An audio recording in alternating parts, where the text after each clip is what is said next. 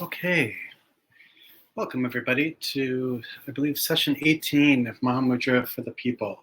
I'm back in the Western Pure Land of Brooklyn, having previously been in the Northern Pure Land of Lake George. Yeah, it's great to be here. I am just going to set this. So I just wanted to see if maybe we could sit for a little bit to settle into our experience. And then if anybody has any questions from last week's session, feel free to ask whatever questions come up. I am transitioning from one kind of slightly complicated moment into this one, so I also need a little bit of time to settle, which was nice to have that opportunity. So let's sit for about 15 minutes. I'm going to set this timer. And again, if we can all take time to settle into our bodies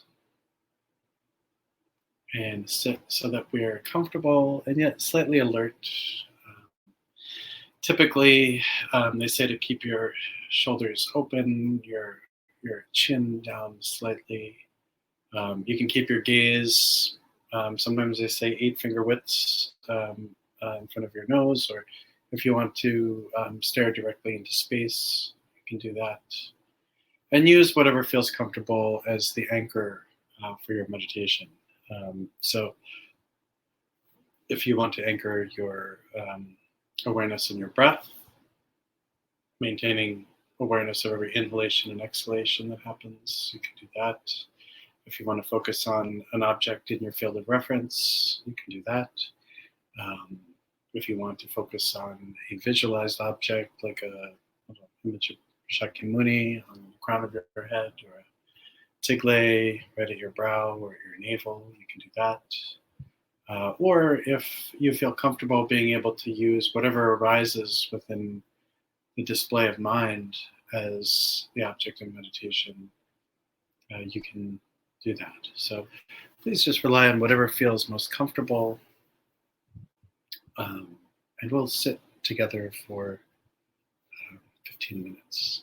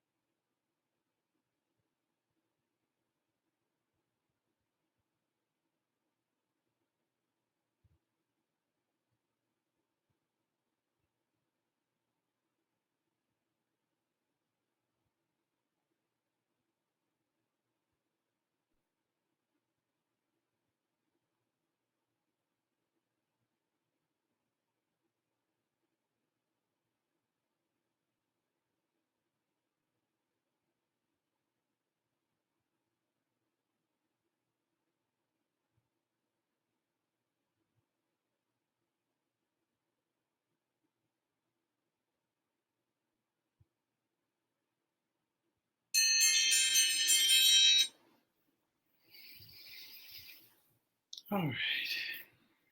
So slowly bring yourself back to this gathering here. Take a moment though before we come together to just check in and see what that was like. Um,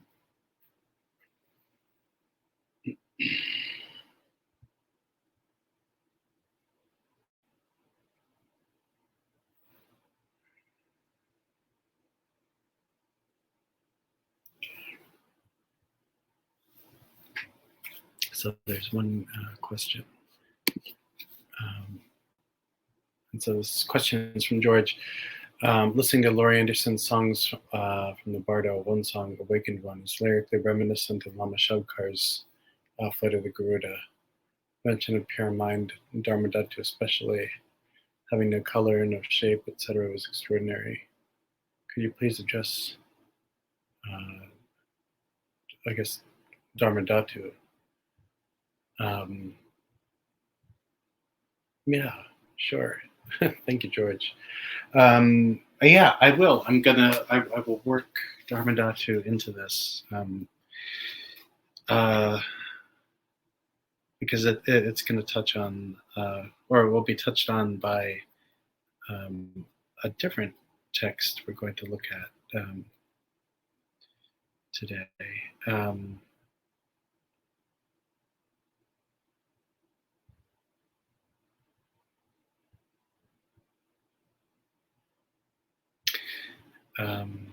So I just want to let everyone know I particularly enjoyed last week. I thought that was this is lovely to do the session outside, and it made me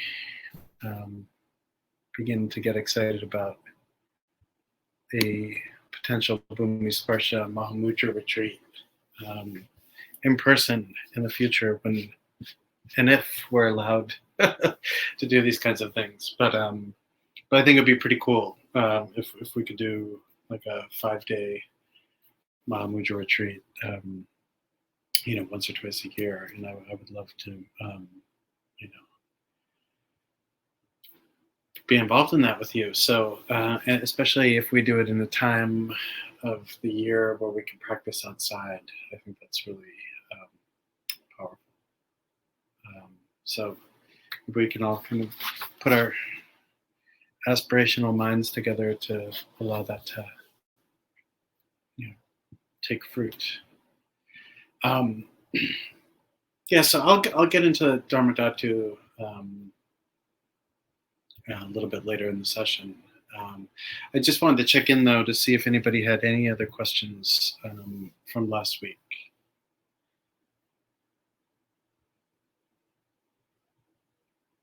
Okay, all right.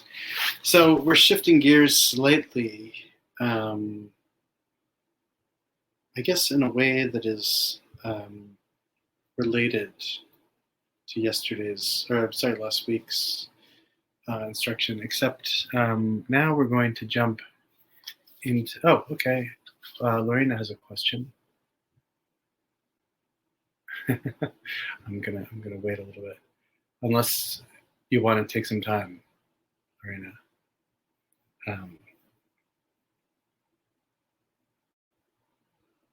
But I'm going to talk until it comes. Oh, and here it is. I'm holding a lot of anxiety right now from feeling overwhelmed because of the short deadline I have to prepare for a fall class that starts in a week-ish. I want to be creative and make big changes for my class. Meditation is very hard for me right now.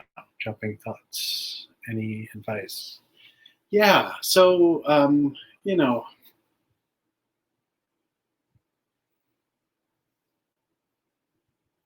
yeah.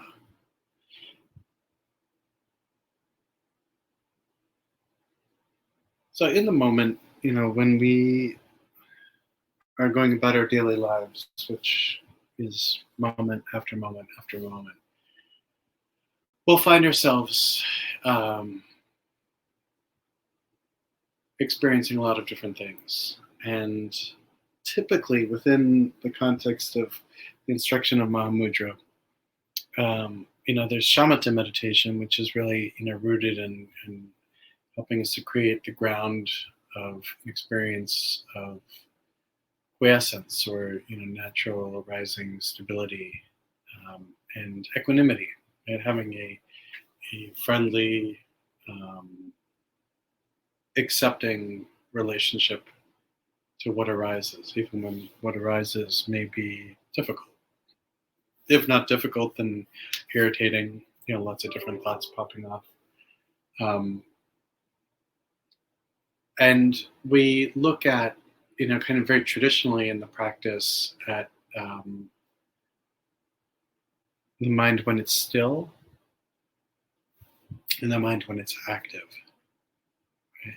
And so when the mind is active, there can be a lot of different reasons behind whatever it is that we're feeling, that's causing a lot of mental activity. Anxiety is a really good one. Anger is another good one. Agitation. If we find ourselves in a situation where there's a lot going on, and we need to be present somehow, or do work when a lot of input is coming our way, that can also kind of produce a lot of stuff. And then Lorena kind of expands: trauma is triggered and my body is activated. My guts are tangled. It's hard to work when I feel this way, or hard to do anything. So, what we're looking at in this particular regard is working with the mind when there's movement, right? Movement of thoughts, movement of experience. So, just as we did a bit last week, and we can do that just, a little bit right now, settle into practice and allow ourselves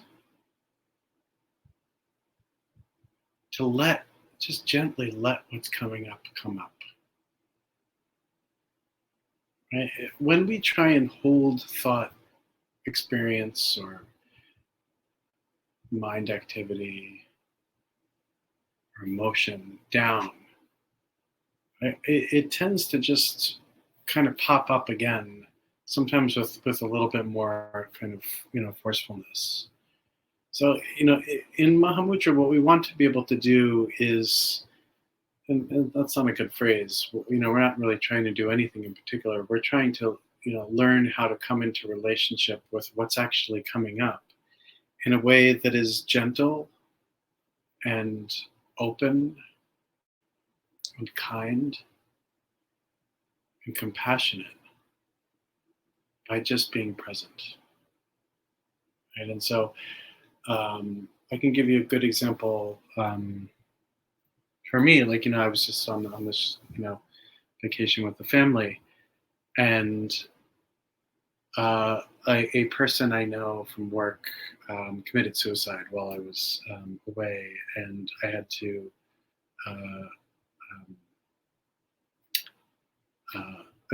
actually, it was the night after our class last week, or the evening after, and I was kind of instantly thrown from a place of great stability and spaciousness into this intensity of that, and then cycling through my own feelings of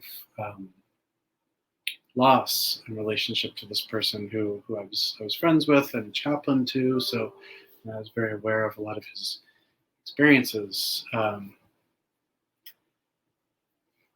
And I, over the course of 24 hours, I just found myself going through the roller coaster of all of the emotions that come up with that kind of sudden loss. And so the first thing that I did was try and give myself the space needed to be able to sit with what was coming up in a way that wasn't rooted in controlling, right? Like, all of the emotions that were coming up, the sadness. I didn't particularly necessarily feel like I failed him, but we always want a different outcome to happen, or the right, people who we care about to connect with meaningful support when they feel like they don't have it, and that wasn't able to happen for this person. And so, thoughts of regret that wasn't really even really rooted in reality. Um, you know, I couldn't help but go to this place of trying to empathize with his particular experience, and that was intensely painful and challenging. Um, and I think that the primary kind of stance, so like I don't know who's been to the protector sessions, who is here, but like we talk about like Shangla Mahakala, like in those practice sessions, and he's short and he's his limbs are thick, and he's standing in kind of like a fighting stance, and that fighting stance doesn't represent this need to fight as much as it does this ability to be present and aware and feet ground, firmly planted on the ground.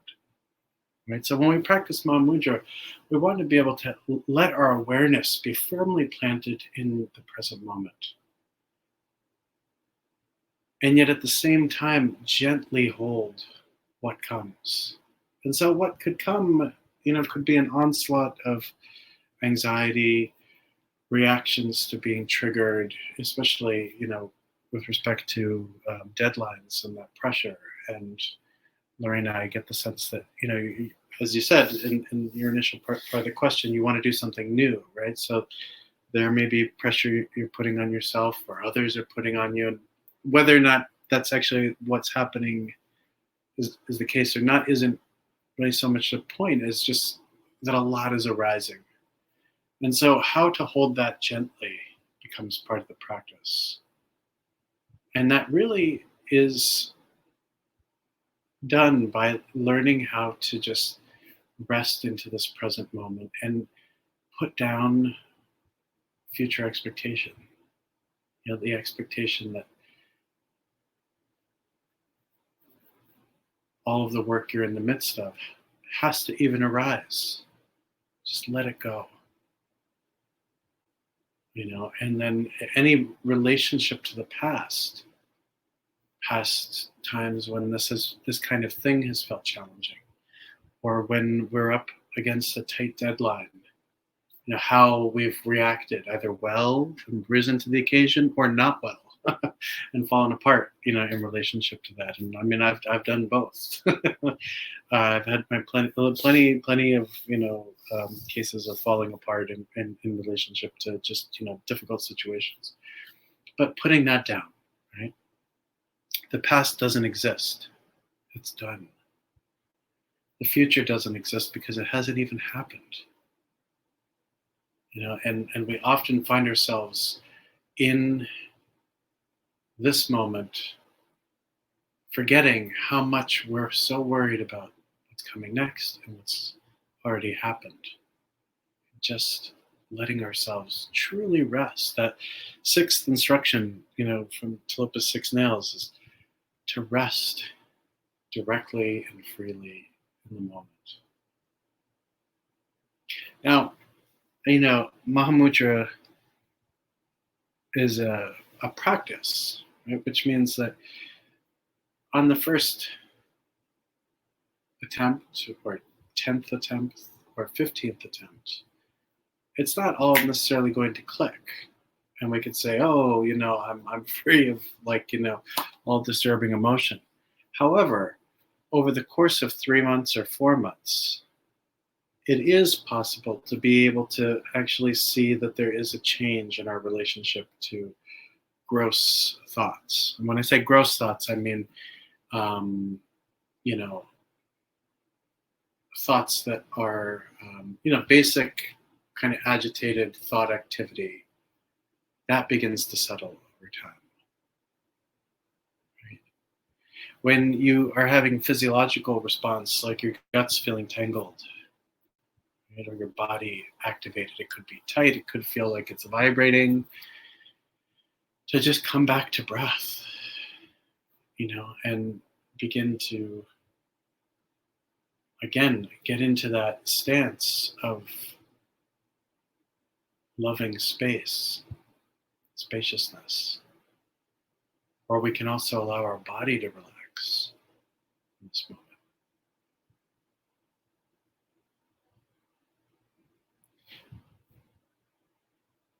Our relationship to time creates so much suffering for us. Time is money, as they say. Um, have it done yesterday. you know, all of these things that we do and the way we think of time and productivity, especially in the West, is so terribly damaging to us. And it's not to say that if you practice Mahamudra, you don't care about schedules or deadlines.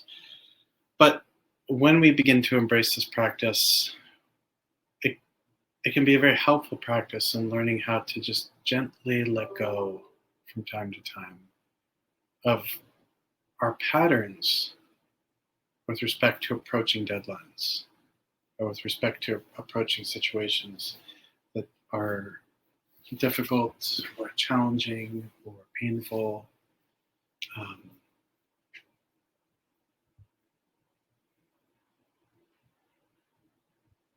Mahamudra does allow us to begin to look at what it means to break certain cycles.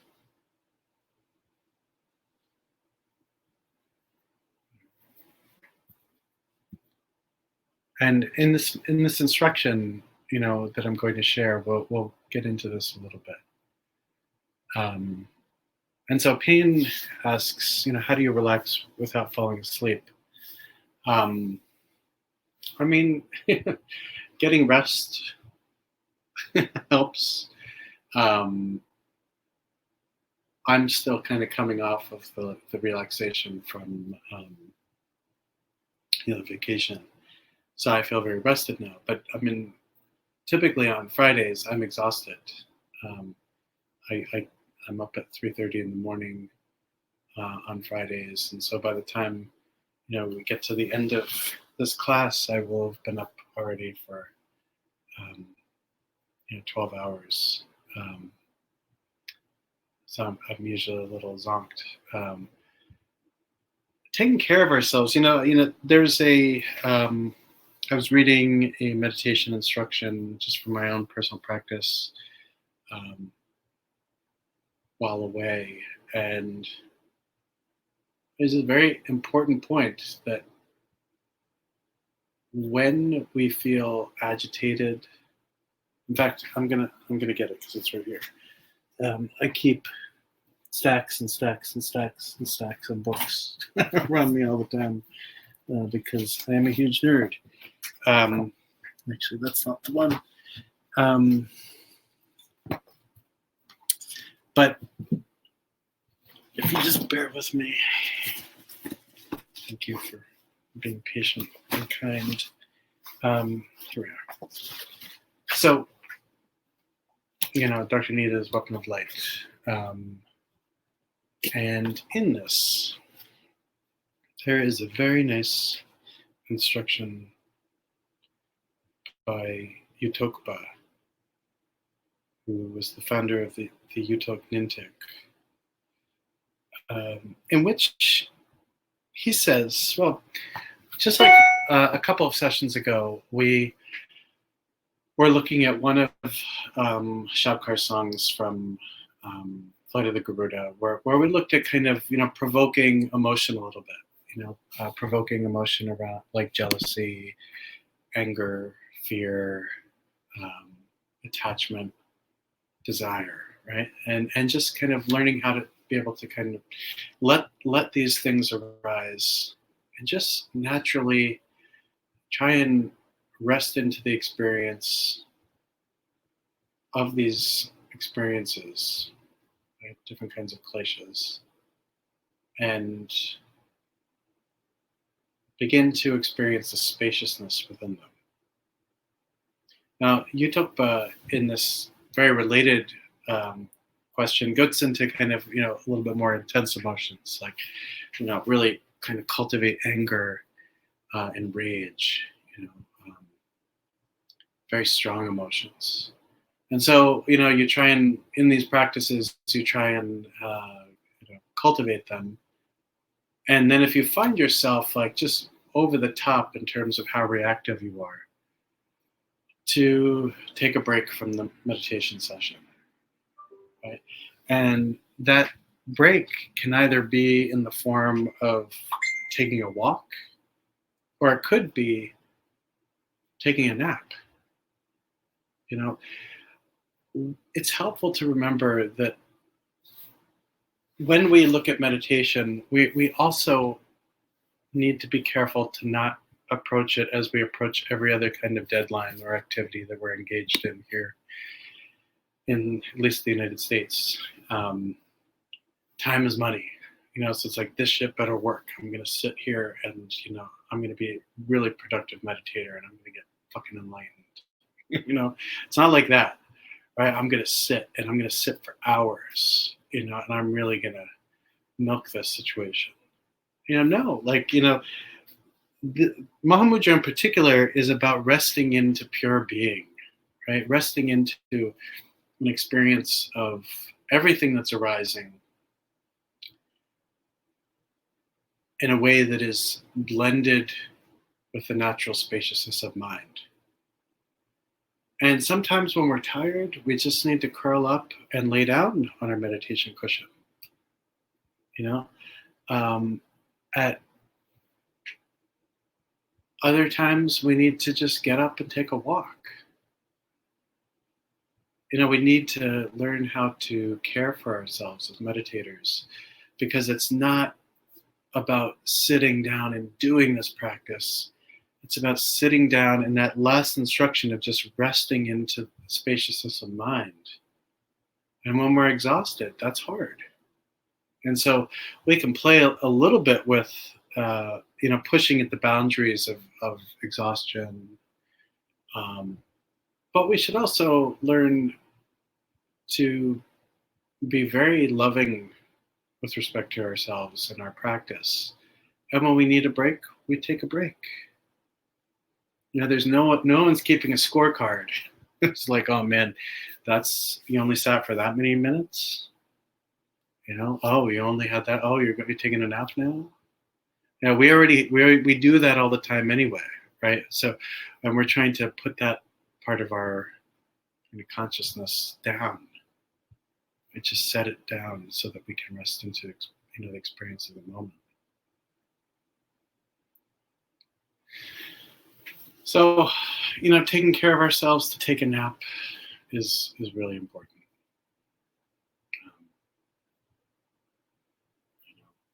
And again, that was actually an oral instruction from my root teacher, which was, Tsuma Dechen Zangmo in Sikkim, would often tell me, take a nap. I'm taking a nap. I'll meet you after nap time.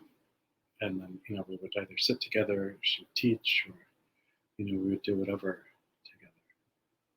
So I don't know if that's helpful. And Lorena, this is also something that might be applicable to you as well, is, taking that time to be gentle. And, being this point about, being concerned about, needing to take a break. I think, that's valid. I totally hear that. And having that level of kind of critical awareness with respect to our practice is helpful. And when we're exhausted, we shouldn't second guess it.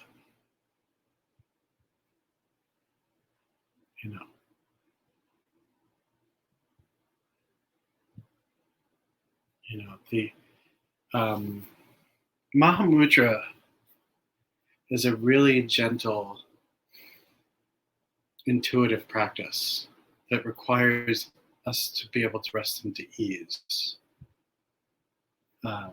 I totally appreciate Milarepa's final instruction to Gampopa, where he showed his bodhi leathery butt to him and said, this is how you become awakened, by sitting, hard and long, and etc. It's because I do believe that. However, sometimes sitting long and hard doesn't mean that we're like literally just like, leather cow's butt from just pushing ourselves to oblivion.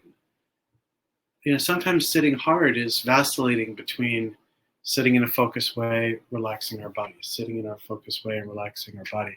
And I think the other thing to keep in mind is that our particular karma here in at least the United States is learning how to let go of all of the ways that we have been trained and programmed by this kind of capitalist relationship to time. Trees don't worry about time, birds don't worry about time, cows don't worry about time, fish don't worry about time. Bats don't worry about productivity. Earthworms don't worry about productivity. And yet here we are, these beings who are just like obsessed with getting the most out of the day. When the practice of Mahamudra at its root is about putting down all concepts, including time and productivity.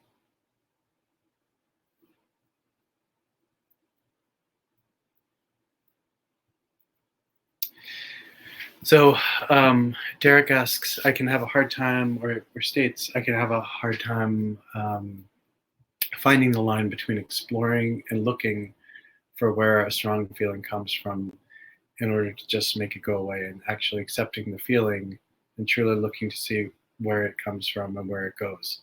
Yeah, so, I think, related very closely to this is this idea of objectifying what's arising. And treating it literally as an object. So feeling, emotion, etc. Thought can come up, right? And the practice is not to label, and give further kind of conceptual designation to what's coming up. It's just to very lightly hold and let it go. It's almost as if we were trying to catch a cloud. You can't really catch a cloud. Like if you had a net, how do you catch a cloud? And I think that's kind of like the koan about this.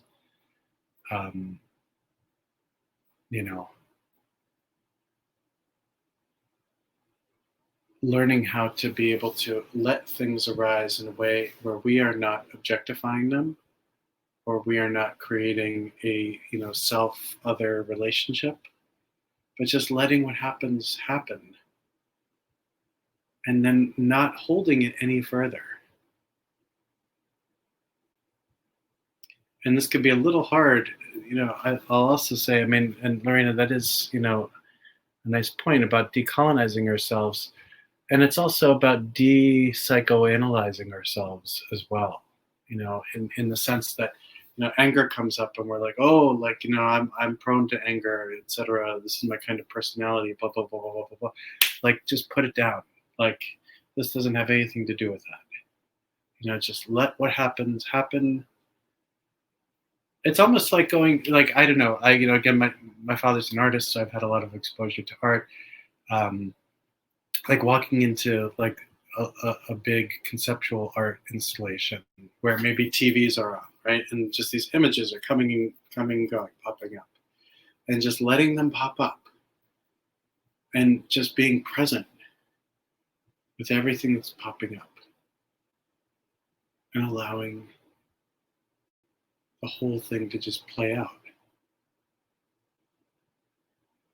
Without trying to label, oh, that's Andy Warhol, that's this, that's that, blah, blah, blah, Bruce Nauman, all these people, like, it's not, we don't have to do that.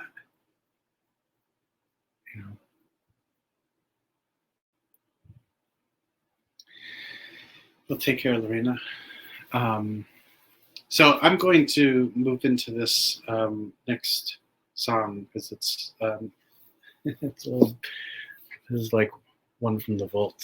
That's a little out there, at least in terms of people's kind of who they're used to. So this is by the Mahasiddha Nakpopa. And this is found in this kind of, small book by Keith Daman that came out, I believe, this year, Mahamudra. And it's a collection of, it's a very short book. I think it's like 82 pages. A collection of various dohas or kind of sacred songs that come out of the Indian tradition. So, pre-Tibetan Buddhism, Mahamudra tradition. And so this one is actually kind of split up a little differently. It's split into four sections, right? 2, 3, four sections. And so again, it's not very long. And so we will just approach this like we've approached the others and see what experience arises.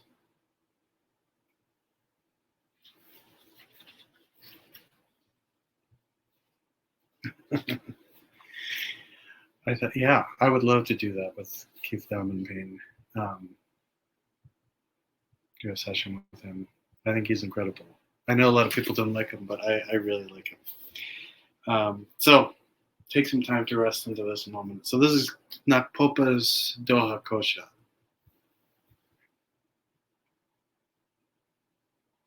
This way to the natural state. Welcome. Now there's a little colophon piece or insertion.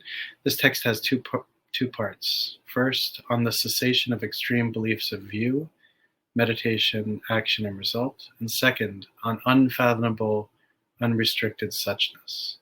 So, first, on the cessation of extreme views, meditation, action, and result. Proud, worldly people, with your texts and logic, claim, I know emptiness, but they're wrong. Understanding is impossible, and there's no way in. Emptiness is empty of emptiness too. No birth can exist because of birthlessness. No suffering and dying, becoming, or rebirth. The intellect conceives concepts, not realization. The problem can never be resolved intellectually. This is the second part, on the cessation of extreme meditation. Conceptual thought is delusive thought. Neither the thinker nor the thought is truly existent. Contingent truth, ephemeral truth, paves the path of delusion. When the intellect finds its way home to the mighty experience of samadhi, it finds knowledge of the sujatas and the wrathful deities and their retinues. Part 3, on the cessation of extreme action. It would be a mistake to make any effort here. Giving and taking are both so tiresome. Part 4, on the cessation of extreme result. The Dharmakaya, and here we go, George, or Dharmadhatu. The Dharmakaya is like the sky. Reaching for it is like a blind beggar stretching for alms. Hoping for it is like a deer's expectation in chasing a mirage. Already and ever Buddha, what a blunder to seek it. On unfathomable, unrestricted suchness. Fantasy beings enter the middle way, where dream forests crown sky mountains. Dream elephants march to a mirage oasis, and the sons of barren women rule the Gandhara cloud kingdom. I, Nakpopa, don't want change. I don't walk a path. I stay natural. Realizing suchness, I don't appraise it. Knowing definitive truth without critique, grip on the emptiness appearance dualism slips away, and phenomena no longer impinging, the intellect surrenders. This completes the Doha Kosha of Nakpopa. In Sanskrit, it's Doha Kosha Nama. This is translated by the great Tibetan translator Bharotsana, who lived at the time of Marpa. So I'm going to read this one more time.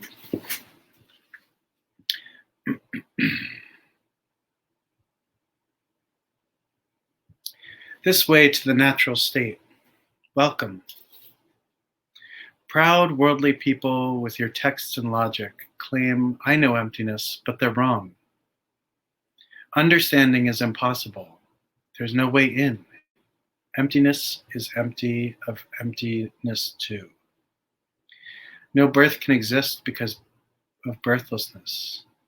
No suffering and dying, becoming, or rebirth. The intellect conceives concepts, not realization. The problem can never be resolved intellectually. Conceptual thought is delusive thought. Neither the thinker nor the thought is truly existent. Contingent truth, ephemeral truth, paves the path of delusion. When the intellect finds its way home to the mighty experience of samadhi, it finds knowledge of the sujatas and the wrathful deities and their retinues. It would be a mistake to make any effort here. Giving and taking are both so tiresome. The Dharmakaya is like the sky. Reaching for it is like a blind beggar stretching for alms. Hoping for it is like a deer's expectation in chasing a mirage. Already and ever a Buddha, what a blunder to seek it. Fantasy beings enter the middle way, where dream forests crown sky mountains. Dream elephants march to mirage oasis, and the sons of barren women rule the Gandharva cloud kingdom. I, Nakpopa, don't want change. I don't walk a path. I stay natural. Realizing suchness, I don't appraise it. Knowing definitive truth without critique, grip on the emptiness appearance dualism slips away, and phenomena no longer impinging, the intellect surrenders. Whew. I don't think anything makes me as happy as this song. So, a couple of points here. We talk about Mahamudra as a practice, and yet there's this, his point 3, the cessation of extreme action. It would be a mistake to make any effort here. Giving and taking are both so tiresome. That this practice is not about, I don't know if anyone's heard these kinds of stories, but there's stories of Siddha Rinpoche, who lives in India, who, while training in meditation, his his tutor made him sit in meditation as a young boy on a windowsill with a butter lamp on his head to remain perfectly still. And so if he would move, he'd either get burned by the butter lamp, or if he fell asleep, he'd fall out the window. If he started to doze and lean forward, he'd fall right out. Right? Like that, I don't think that's necessary. Apparently that happened. that's the way he was trained to some extent. Um, Mahamudra is a practice of intense, gentle resting. And it takes a little bit of practice to learn how to let go of all of the things that kind of plague us when we sit in meditation. And Nakpopa starts off by really, kind of claiming, very quickly,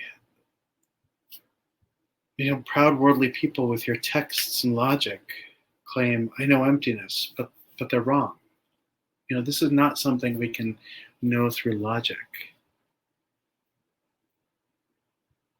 Understanding is impossible. There's no way in. Emptiness is empty of emptiness too. So this whole path is a structured path of learning how to completely relax into freedom. Right? So every thought that arises, every emotion, every fear, every anxiety, every hot emotion, every cold emotion, every joy and every sorrow, all of those things that arise, we allow ourselves to just let that happen. In the beginning, we need structure because our mind is so kind of naturally unruly that we sit down and it's just like, we just get caught into the next thing, right? And then we're like, oh, am I sitting right? I don't know. Oh, my thoughts, are kind of out of control. This is terrible. I can't concentrate. Oh my God, my knees hurt. Everything is just immediately palpable and speaks to something that we need to address. And over time, as we begin to learn how to have a sense of discipline with our practice, these things begin to kind of settle a bit. We begin to learn how to experience discomfort, to let the mind play itself out. We don't need to hold it tightly. The more tightly we hold it, the more it pushes back. We learn to let go. As we learn to let go, eventually things become more spacious. Right? There can be periods of time between thought activity. Eventually, we begin to allow ourselves to really directly experience what's arising, but not in a way where we're holding on to it, in a way where it comes and it goes, or like laying. I can't really ask that question because nobody can really. Who here has ever tried staring at clouds, and you just kind of watch them disappear, like laying in the grass somewhere in a field or whatever? It to some extent, the practice of Mahamudra is like the practice of letting dew evaporate in the sun. We see the dew, we see that steam that arises, that steam dissipates, the grass becomes dry. That's it. Yeah. So just learning how to let this process happen. Learning how to just let mind literally exhaust itself. Yeah, the mind, yeah. Watching the colors change, right? At sunrise or sunset.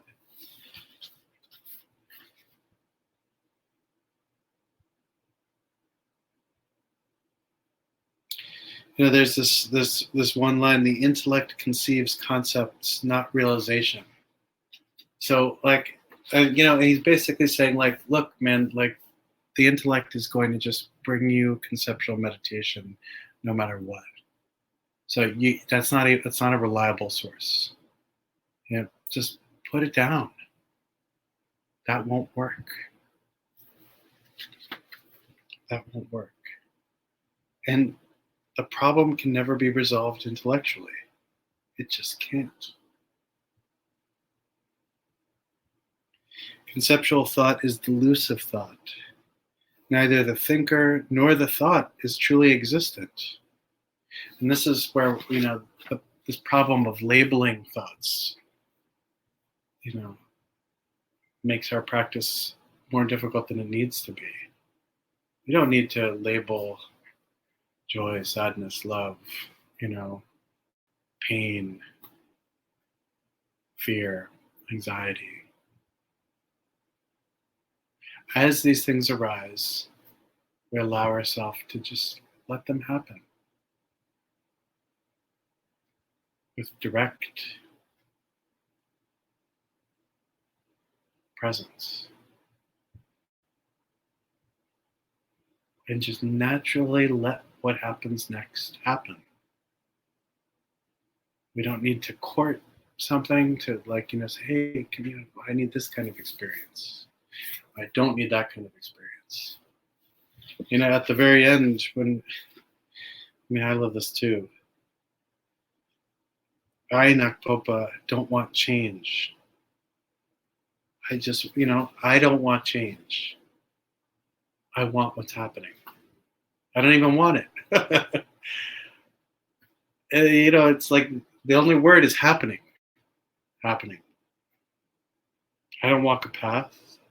I stay natural. Walking a path too. Now, this is what I mean when I say that our minds are so profoundly conditioned. I want to learn the path. First of all, there's nothing to learn. Second of all, it's not a path. Third of all, there's no you.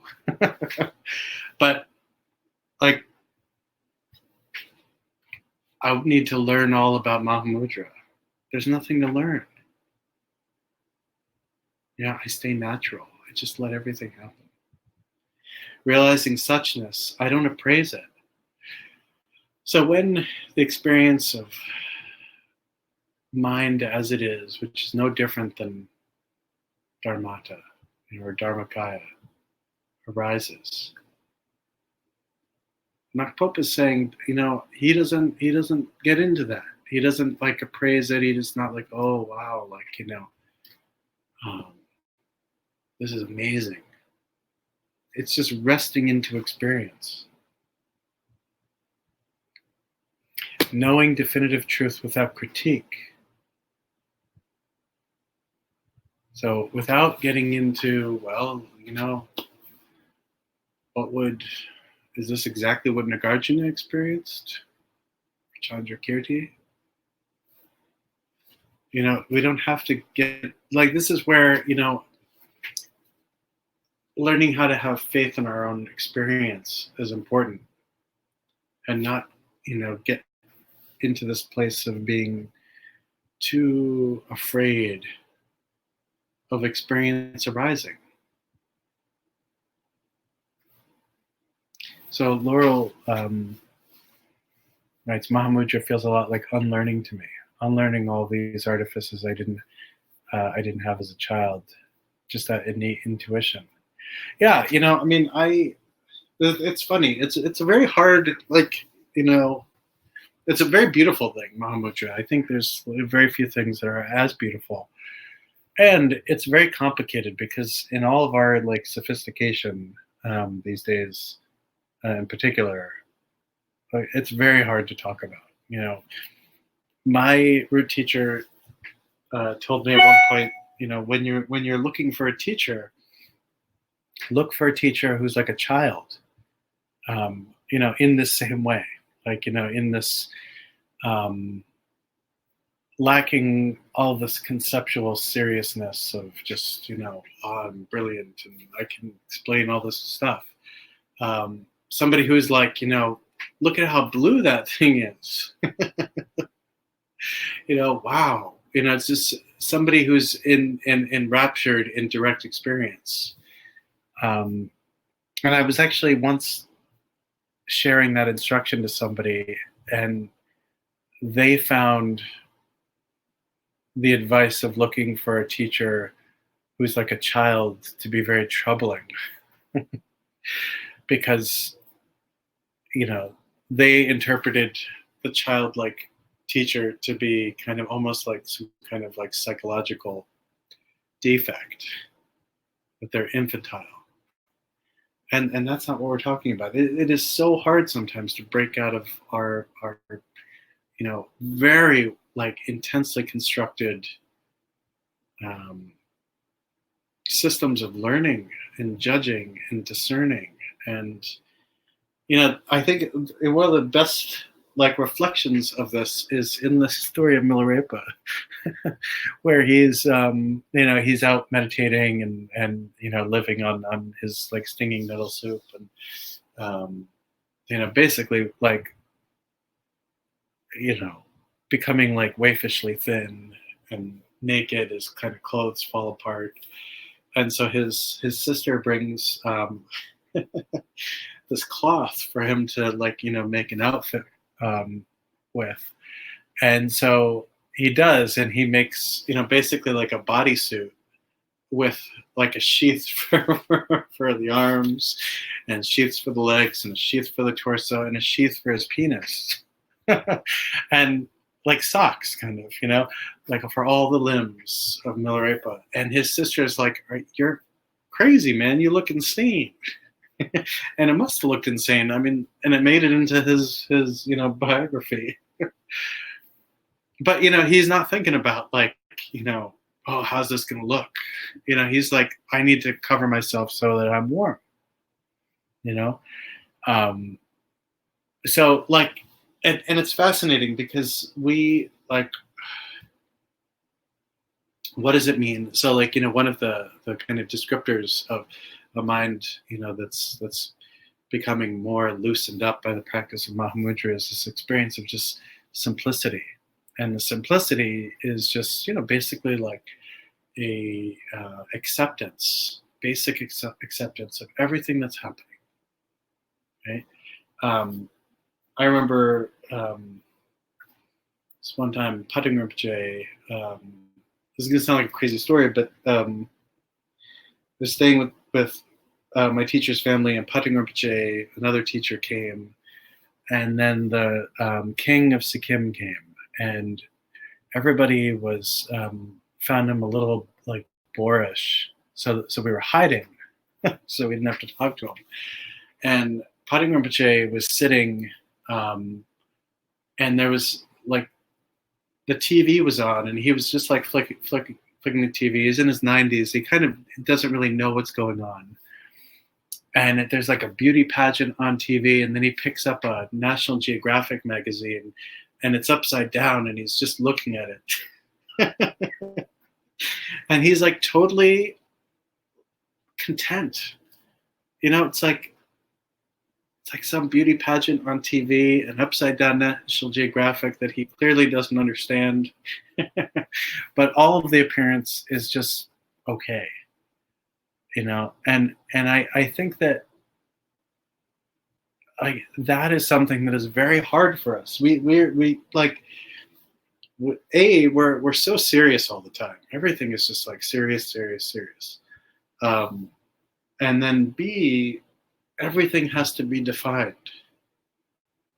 There's very little room for just fresh, original, simple experience, especially in today's world. It just feels like everything is, it was not backed up by some kind of theoretical underpinning, then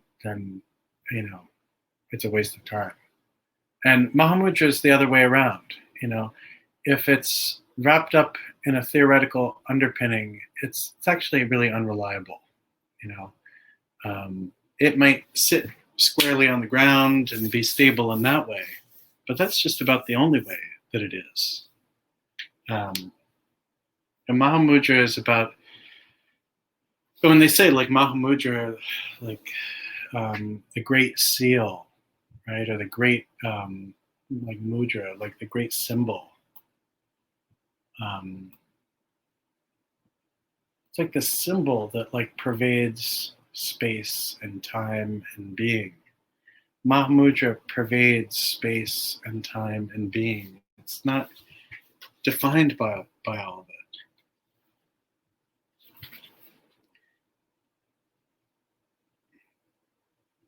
it. So this point, and this is for you, George. The Dharmakaya is like the sky, where Dharma Dhatu is like the sky. Reaching for it is like a blind beggar stretching for alms. Hoping for it is like a deer's expectation in chasing a mirage. And this last point is most beautiful. Already and ever Buddha, what a blunder to seek it. So this is where, this is Dharmakaya, the experience of Dharma Dhatu, like the suchness of being, is present throughout our entire being. It's present right now. By the very nature of our Buddha nature, it is constantly available. And striving for it and searching and beating ourselves up and saying, I need to progress on this whole elaborate path to this thing that's right in front of my face is the sad joke. And so Nakpopa is saying, literally saying, what a blunder to seek it. Don't seek it. Sit down. Don't change. Stay natural. Realize suchness. And again, I just love this. It would be a mistake to make any effort here. Giving and taking are both so tiresome. I think that's going to be on my tombstone. It would be a mistake to make any effort here. Giving and taking are both so tiresome.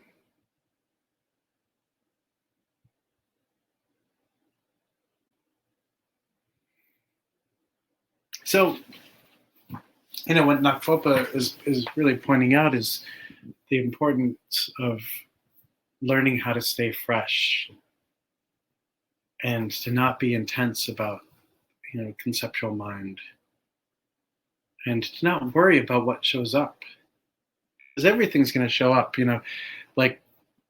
Prior, I had during my time off, I had a time off from work. I had a couple days to just kind of just relax, and that had the effect of impacting my experience so that my meditation could be very deep, and settled. And then I dealt with this situation where there was a suicide, and that was very intense. And then that kind of, kind of stirred up the waters, so to speak. And so that stirred up more agitated experience was present in my practice. And so in that moment, I tried to sit with what was there, sit with, in a way that's not chasing, not provoking, just letting it all come and letting it become blended with space. Letting its natural kind of face, the natural face of every moment, arise. And that's a hard thing to do when we're so invested in everything. And, to be to be honest, the one thing that I'm judged on at work is how well we respond to these kinds of crises. So then when a crisis like that arises, then I have to become involved and I want crises to be met well. And I want to be able to practice. And so learning how to let go of what needs to be let go of is an important part of learning how to approach Mahamudra. Letting go of our ideas about ourselves. Letting go of our identities. Letting go of our needs for things. And just being. letting go of, things being Buddhist or not Buddhist, letting go of identity. It's like, just letting it all go.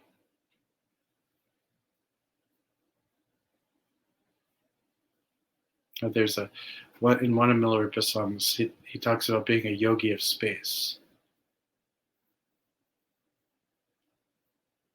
Letting ourselves be able to experience mind that ends up being free from all of the concepts, all of the structuralism.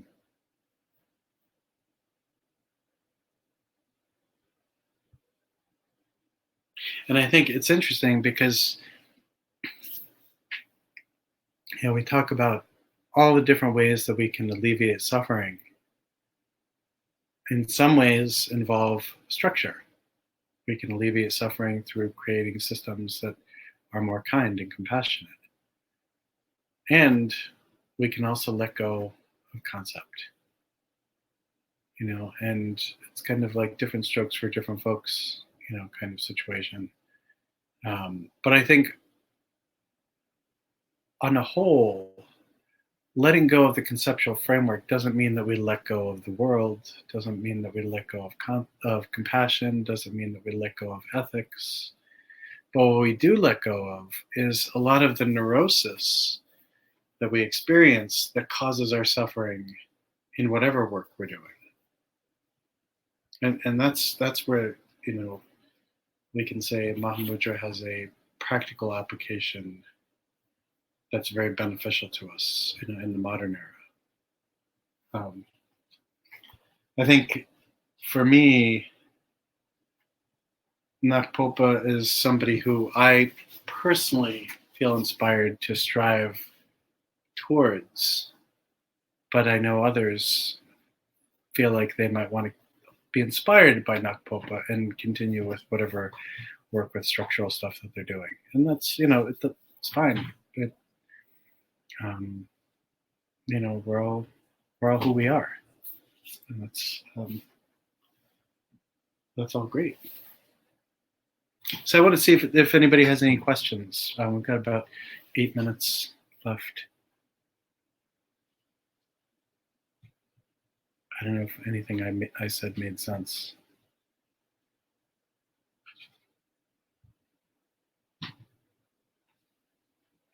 Or if we all just died.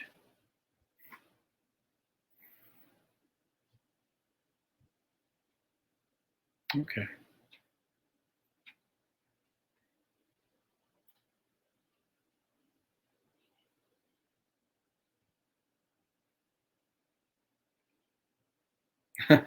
Yay, okay. So no questions. Maybe I'll just read it over one last time.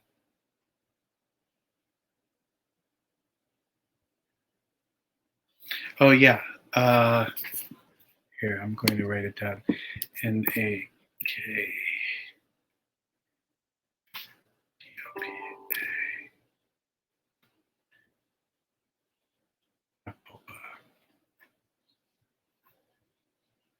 Yeah, no problem.